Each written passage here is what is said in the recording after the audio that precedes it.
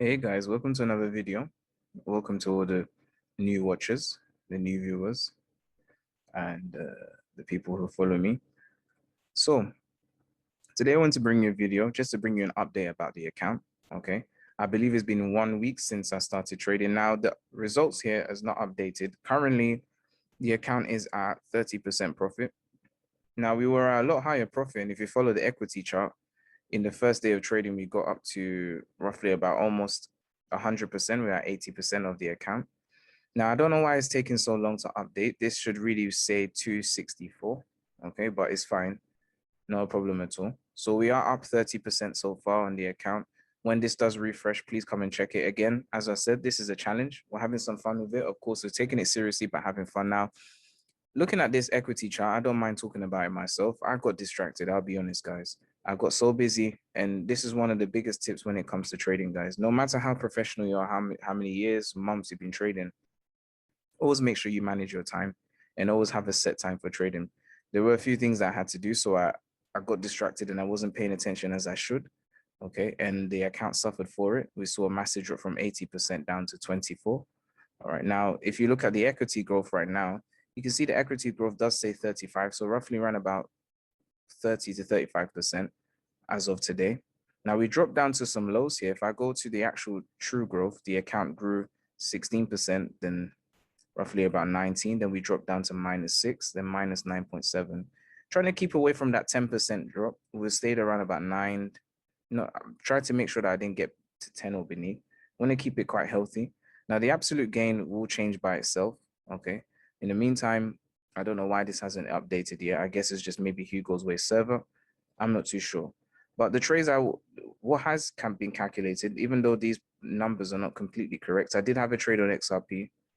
I think this is my open trades that were open. I don't actually have 7 trades open. I don't have any right now.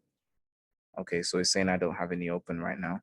So I'm expecting to see this updated and you guys will see the proper results. But I'll show you the account. There's nothing to hide here again. We always want to keep our integrity and make sure that you guys see what's going on with the market and when we're in front of it and the different things that are happening. But this is where we are at the moment. We're at 30%. My aim is to get this account to at least double by the end of the week because we have some great news coming out in exactly 30 minutes GMT time. 7 o'clock, we have the FOMC minutes. And I do expect the market to move quite strongly. For those of you who've been following the US dollar, you would notice that the US dollar's fundamentals are starting to catch up with the technicals, and the technicals are starting to react quite strongly with a bearish US dollar. But I don't think it's going to last. Personally, I think we're going to get some bullish action, and we can discuss that in some more detail. But this is where we are at the moment when it comes to this account. All right, let's switch over to the actual charts and let's see what the price is doing there and what we did. Okay, so now that we're on the charts here, let's go through all of the trades that we're in. Now, ignore my markings. We're just looking at the price action here of this structure here, but it's not important. So might as well recap over everything that we're in from the beginning. So our best trade for now, and we're looking to re-enter again, was CAD CHF. Now, CAD CHF, we took this based on we had a manipulative price action signature that we're looking for. Then we had the market structure breaking a return to that region. Then we had a very strong injection of liquidity for the long, but the price didn't reach the highs that we're looking for around about here. So when the price dropped back down here, back into the same order block, now I'm starting on the H1. So we got back into a H1 M30 kind of demand order block, looking for a buy. And so our trade really for what we had going forward was a long from, it was short-lived, but we had a long from this area over to here. Now, I was in quite a bit of drawdown for a while, and I'll have to always be honest and tell the truth. I was in some drawdown, but I had no worries at all. Is if you look at now the entries I had, if you go back on the account to cross-check this to make sure that I'm telling the truth, which I am, I had about, I believe, 3 to 4 entries long. I think I had like a 0.10, a 0.5, and then 2 more 0.10s lower down. Now, for me, I kept entering simply because I knew the price was still within the order block. So here is the order block here on the M30 here. We're still within that area now, and we potentially could continue to get along. But here's the story for the day. So we had a very strong long pending that we were looking for. However, we got into this area of range. And I think one good lesson you can learn for those of you who are aspiring to be traders or trading already and want to perfect and get better, and for those of you who already are trading, you're doing well and you want to just do better, is always an important reminder to understand the liquidity patterns of the market. Now, CAD CHF as a pair, you can consider a US European pair. But its liquidity time will be within the Canadian Toronto session, which is very, might as well call it the US session as well. And also in the mornings, you can get some spikes and some activity going on from the Swiss franc as well. So around about 8, 9 o'clock. Now you can see here that we were in a very strong and tight range for a very long time during Asia. And there wasn't enough liquidity to pick this price up to where it needs to be. And I believe this is a perfect example. I do like this trade a lot because it has a lot of lessons that we can learn here. And so I held on to this trade through that time. So I was in a drawdown for a while. So if you check on the account, I was in a drawdown and I was already at a loss, but I wasn't worried at all because I know how the price behaves. The market always does things of that nature. Okay, I was ready and prepared for it to drop a little bit lower before it took off, but it has taken off. So why did we close out? So if you look at this M30 area, this supply zone is really where we closed out. First reason we closed out is we had some news at 1:30 concerning the CPI of the Canadian dollar, and we will have a look at that. I expected it to be heavily bullish, which it was, and the price has increased by 1% in terms of CPI, which is bullish for central banks. It doesn't mean it's bullish for the people. It's quite the opposite, but it just shows us the sentiment of the Bank of Canada, which is positive for the Canadian dollar. So we had the initial spike here, and it was matched by a drop straight afterwards.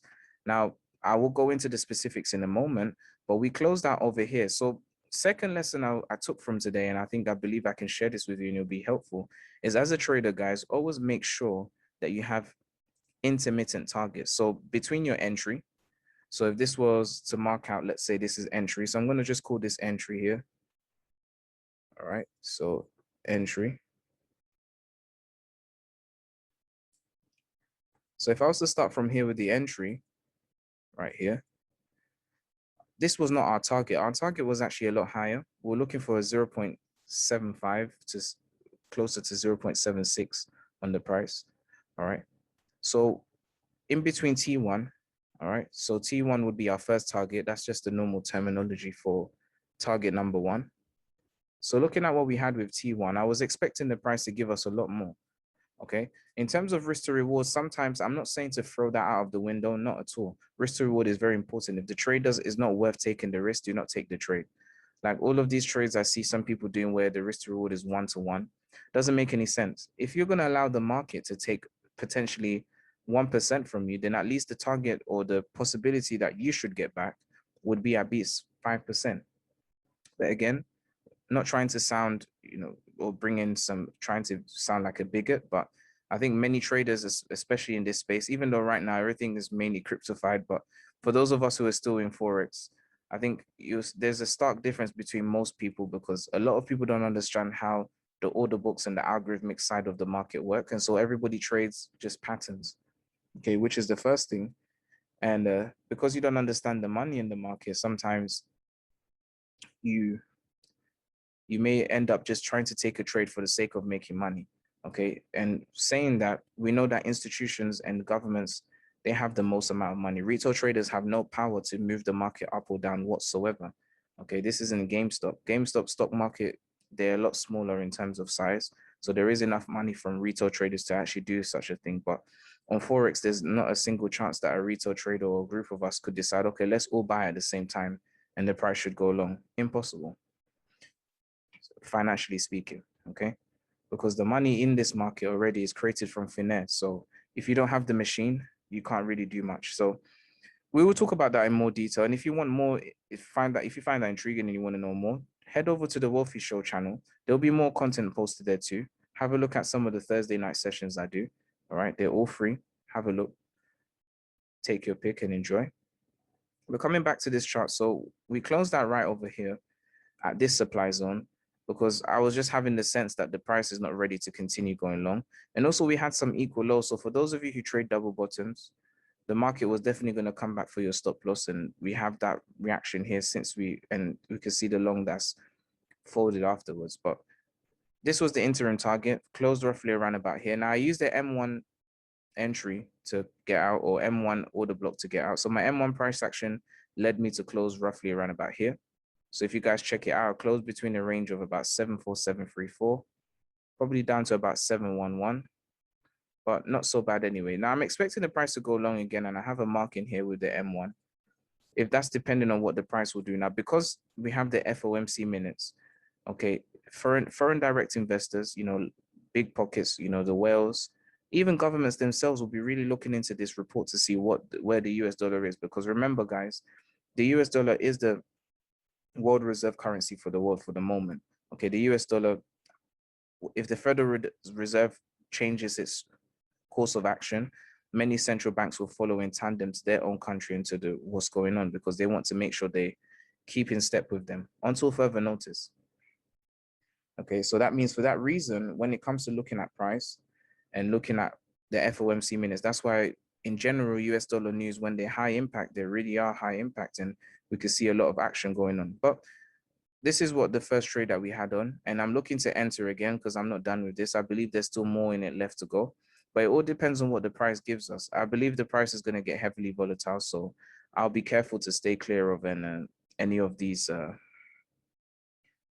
trying to enter in too early or too late. I want to make sure I get in at the right time. But tip number 3, as I'm moving along, and I'm going to discuss USD JPY, because that was really the cause of the annoyance last week as well. It wasn't just, I guess, not focusing. USD JPY was very annoying.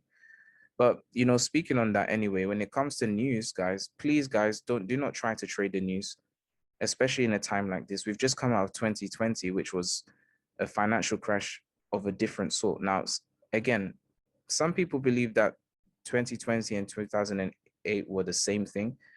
And to a certain degree, they were, because they were both financial crashes. But the fundamentals, the narratives behind the reason why the price did what it did, or the things that happened across the world happened, are completely different. And the results of what happened is different as well also. So for me, if I look at what we had in 2008, okay, the birth of Bitcoin too. In 2008, the financial crash, to be fair, it was another form of a pandemic, which was a greed pandemic, by the elites and by the big institutions. And what we had going along in that period of time, we know the subprime, I even called it subprime. We might as well call it subprime. But anyway, subprime crash that we had with mortgages, we saw that after the aftermath of what happened, or the reaction that governments had, is very important to observe. And we see that in 2008, there was a lot more printing of money, but that printing of money was internalized to institutions and to big bodies. The people never got any money. The average person didn't receive any of that printed money or that digital credit that was provided to institutions to keep them afloat.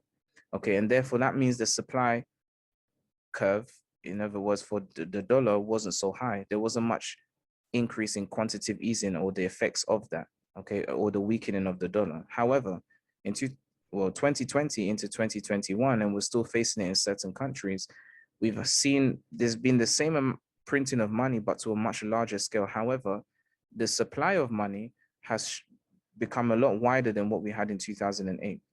And I think this is very important to understand where the news is at, and all of the news about inflation right now. And what we're seeing is that the effects of the coronavirus or the pandemic, okay, are only just beginning. Okay, we've had the physical in the sense of people from the standpoint of the virus, but now we're going to shift into the other side, where we're going to actually see now the effects from the financial system, because a lot of money has been created out of thin air, as I like to call it. A lot of money has been printed, but this time the supply is brought, across every area. We've heard for the first time in a long while, the government in the US talking about stimulus. We've had stimulus checks because of the nature of what's happened. We've had a biological pandemic, which has caused people to be forced to stay at home. It's forced economies to be shut, has forced a different way of doing life completely, and people needing the money to continue. We see that all of that money printed into the supply has caused a lot of currency devaluation, but the effects of those things will not be seen until, as we're seeing it now and moving into 2022 up to 2025 and even 2030. Okay, You know, the printing money is only a temporal solution to a much deeper problem. Okay, so, you know, especially with the US dollar, which probably had one of the largest prints of money, you know, this might actually be the trigger or the beginning of the US dollar starting to weaken, possibly. All right, I'm not saying that for sure, but possibly we could see that. And so it's important for you to understand the fundamental dynamics of price and currency so that we can make, you know, good suggestions as to what the price is doing. So I would like to see how the world is going to react. Now, you're looking at USD JPY. We had everything we were looking for. Our entry was around this area. We even had a pullback and I entered on this pullback here. I closed several times even around here because on the day that I entered, the amount of wickage that was taking place was just absolutely ridiculously annoying. Okay. And then after we had the price break beneath this area and return. Now, on the return, there was a Friday when the market opened with a gap down for Sunday night into Monday, you know, UK time. The price, we went for an entry somewhere around here and we just had a little bit of a spike out because our stop loss was just above this area. So USD JPY really annoyed us all. We had a very annoying time with it and the price continued to short. So if you check the account and you see lots of USD JPY stop outs or closes, positive then negative, this is why. We had a lot of ranging going on and I think that's just characteristic of the US dollar Japanese pen and, to be fair, Japanese pair, excuse me, and other Japanese pairs. So for me, the Japanese yen already as a currency has very interesting properties. You know, if you study into the economics of Japan, you know, the GDP of Japan is heavily weighted towards their exports. You know, that's what keeps the country alive and booming. So as a currency that, or a economy that has a currency, you know, and a GDP that's heavily weighted towards exports, the thing that you'd want to do to keep your country lucrative and competitive for exports is to have a very cheap price for your currency so that you can keep it lucrative and keep business flowing. And so that's why the Japanese yen, in a lot of pairs, if it's not in a very strong trend, you find that it's ranging a lot. There's a lot of wickage going on because that's the nature. I find the Japanese yen more of a defensive currency. They're not trying, then the aim is not to be the most dominant and strong currency. They're just trying to keep their currency lucrative and keep it juicy so that they can keep doing business with many different countries from around the world. And they do, of course, produce many, many things from electronics to fishing to so many things that they've blessed the world with their culture. Okay, so with USD JPY, now that we had this spike here, I'm expecting the price to pull back and we might get a re-entry for a short. Who knows? I mean, the US dollar news, I think with the US dollar news coming out, I don't expect the reaction to be straight away.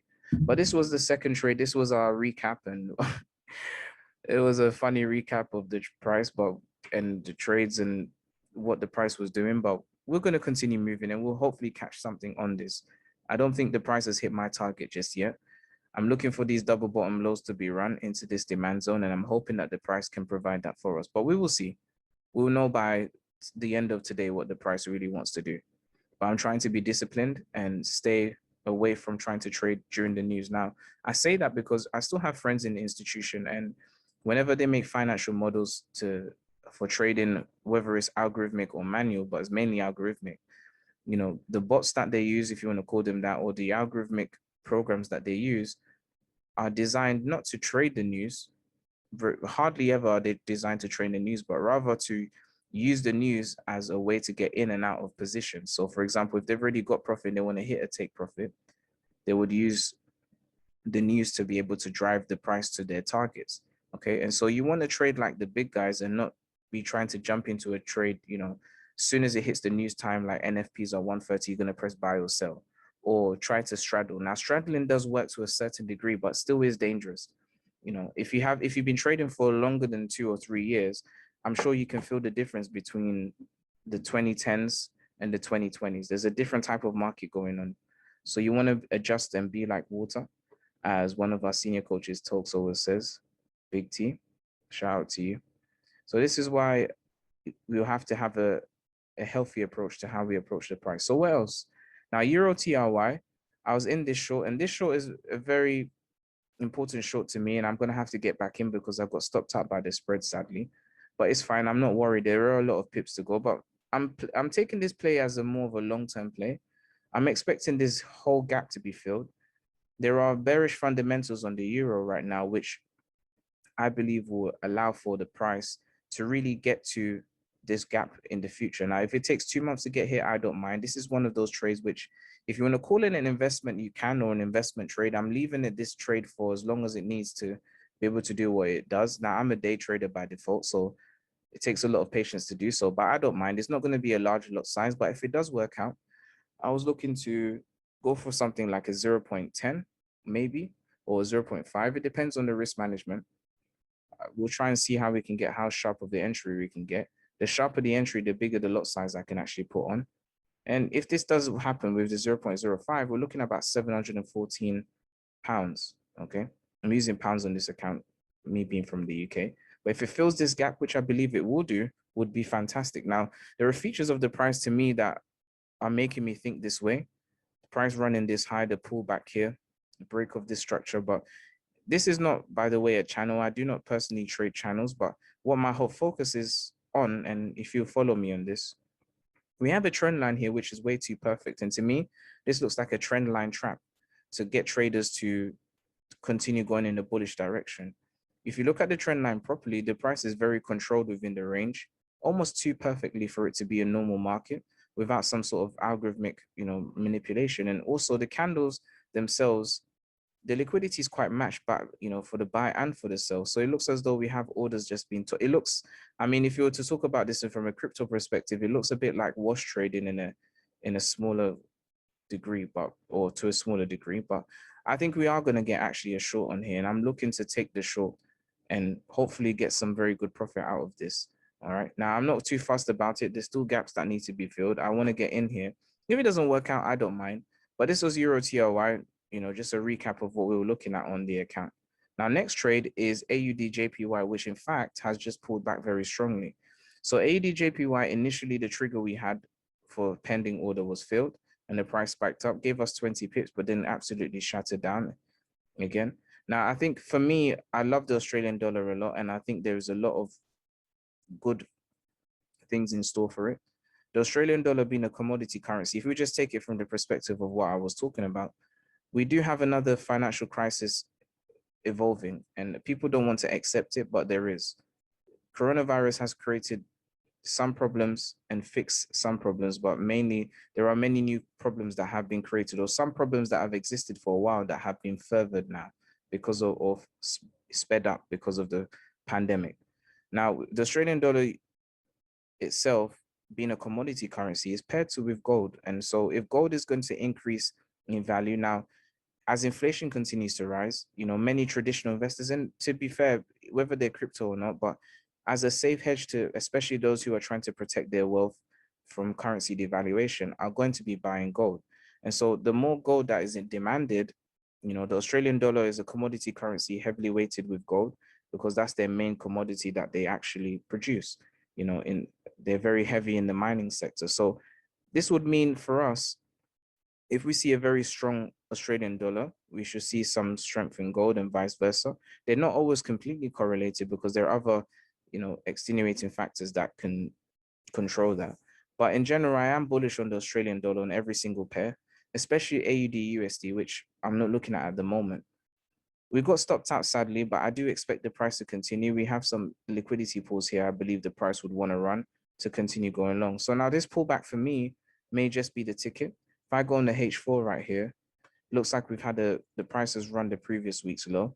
So I want to observe the price around this price level here and see how the price behaves and if it gives us a chance to go back in for a long. I mean, I took a bit of a heavier loss because I put multiple entries. There was a gap here on the M1. Let me just be honest with you guys. So there's a gap here I saw on the M1, which I expected the price to fill, but it actually did not fill it. It came so close to it and just went the other way, which is so annoying and stopped me out. I wish I had known that because then I wouldn't have, got out. But sometimes gaps do happen. All right. But either way, whether they happen, how they happen, most important thing is that you just want to make sure you keep your wrist tight. And as we grow this account to 10K, which we should do, I'd say like maybe a month or two, we'll give it about 2 months. If we're not going crazy, we should see some good profit on here. And we definitely probably will be doing a good, not even definitely, we will be doing a giveaway to one of you who one of our subscribers there. So moving forward with this, I do expect this to continue long, but we're going to wait and see. We have about 8 minutes before the news comes out. And so quickly skipping over before we call it a session, I'm just going to look at the news for tonight and see if there's anything important that we can grab from this and what we can glean from this, and just my last tip that I can give to you guys before I leave. So I'm going to open up this for you. Let's have a look here. And I'm just going to give you my quick news strategy. I won't take too much of your time, but let's have a look here at the news pieces and let's see what's going on. All right. So switching over. Now, primarily, I prefer to use FX Street for my news. That's my first go-to area. I just like the UI, to be honest. Nothing personal to anyone else. I just like how it looks. I used to use Daily FX, but I think Daily FX is a bit too animated for me. And I guess I've become a bit of an uncle, old man kind of style, in the sense that I like the kind of less flashy kind of stuff. I just prefer just giving it to me, just tell me the news so I know what to do, kind of thing. But it doesn't mean that I don't use the others. Now, Daily Effects is more, animated and friendly. But the quick tip I'm going to give you guys, these are my free areas that I go to for news. And I like to cross-reference them because there's news on Forex Factory. Out of the three, Forex Factory brings the news the quickest. Then it's FX Street, then Daily Effects. So what I like to do is just to correlate, number one, the news. Number two, one of the things I like to do is also to compare the impact, because the impact is also decided algorithmically and sometimes is manually, by the people who are behind the scenes running these projects or running these systems for us to use.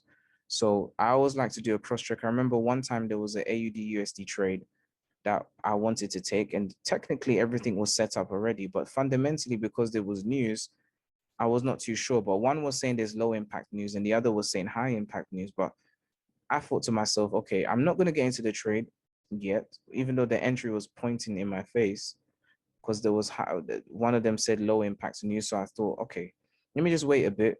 Maybe nothing's going to happen. And then after, I just all of a sudden, when it hits 230, or I believe it was 130 at the time, the price just dropped 100 pips, hit the target straight away in a minute. And I was so annoyed. And it's simply because we had the difference between what is considered high and low. So my advice to you guys is just to always do a quick check. For high impact news only, you just want to cross-reference those. The rest, not too much. If you see something medium that you believe could be high, then you can base your idea or your plan around this. So looking at the news for the week to end this off, we've had some interesting news. Again, Japanese net yen news, due to the circumstances around their currency, I've noticed Japanese yen news doesn't do so much. So I try to stay away from it. We've had interesting news come out from the Royal Bank of Australia and from the pound as well. We've seen some great performance from there. The claimant count has dropped by almost 10,000, which is amazing for April. And claimants, for those of you not too sure, in the UK, means people who are claiming benefits or universal credit, okay, which is like a support or to help them as they're trying to look for work or if they've been put out of work. All right. We've had some Euro news also, which has stayed the same, which I believe will continue for the meantime. And we had two speeches at the same time from both Governor Bailey and from President Lagarde. Now, into today, we've had interesting news again. It seems like we have CPI day today. So everything has been CPI news, which was great for the pound. And the pound really right now fundamentally is really strong. And as I said in the last video, in the weekly overview for the week, any country that's pushing towards recovery from the COVID specifically would always have very strong potential to have a bullish run, whether it's short-lived or long-term. But this is the assessment of, because of the overarching fundamentals we have of the COVID pandemic around the world, any country that's closer towards recovery and controlling it will definitely have a lot more strength in their currency. Now, the news which I was talking about on CAD CHF came out as 1% higher in terms of CPI, so very highly bullish from the Bank of Canada. But you can see the price didn't follow suit, and instead we had a reversal, which might be the entry. So who knows, guys, I'll probably do another update again tomorrow or even tonight to see what happens if we, after the news is transpired, let's see what happens with the Bank of Canada. And if the fundamentals catch up with the technicals we're seeing, we may see a very strong long on CAD CHF. All right, so we have 3 minutes left on this news. So I'll be out of your way, guys. I'm going to go and meet up with my students to do a live training session with them. Into Thursday, we have some more news, and I hope the Australian dollar gains some strength from that. But it all depends. I'll be back again to see what happens with this. And we should come out with some fantastic results by the end of the week. So I hope you guys enjoyed that short and sweet chat. I'll catch you guys again later on. Please make sure you like, share, subscribe, tell your friends. And thank you for listening. Be blessed and take care, guys.